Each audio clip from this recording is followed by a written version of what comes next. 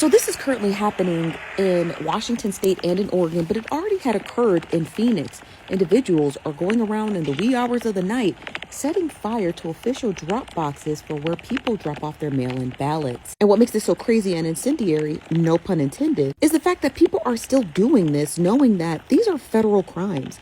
Now the FBI is involved because they're trying to determine who is going around the Pacific Northwest setting fire to ballot boxes. Now, this happened in Vancouver, Washington, but also it happened in Oregon and in Phoenix, Arizona. Shout out to KATU, which is an ABC affiliate, said that they were on the scene on Fisher's Landing Transit Center in Vancouver earlier on Monday morning, where heavy smoke was seen coming from inside a Dropbox ballot box. And they stated that their photographers had captured gray smoke steadily billowing out of the park and ride ballot drop box at Fisher's Landing, which is located on the southeast side at 162 2nd Avenue around 6 a.m. Now, around 6:30 a.m., KATU television had captured first responders releasing a pile of actively burning ballots onto the ground, which continued to smolder and smoke heavily even after the flames were put out. Now, again, they're going to ask you guys to wait 3 days to check to see if your vote was submitted. If it wasn't submitted, then more than likely it was a part of that burning. And if so, you're going to need to request an additional ballot and probably, more than likely,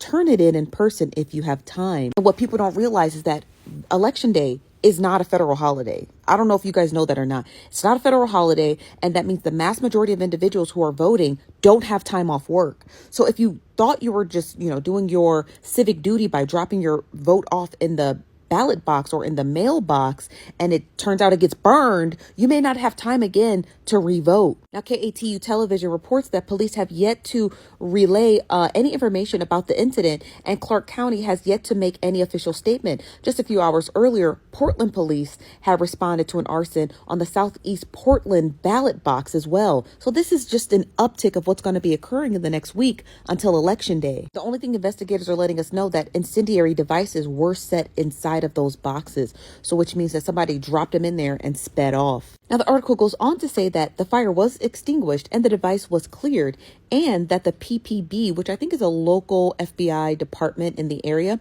is investigating the incident. The status of the ballots in the burned box has not been provided. I don't know about y'all, but this is the main reason as to why Election days and 2 days prior to Election days need to be federal holidays so people can start to vote in person. And also, to the person who did this, you're going to jail, right? Like, they're going to find you, and then they're going to prosecute you.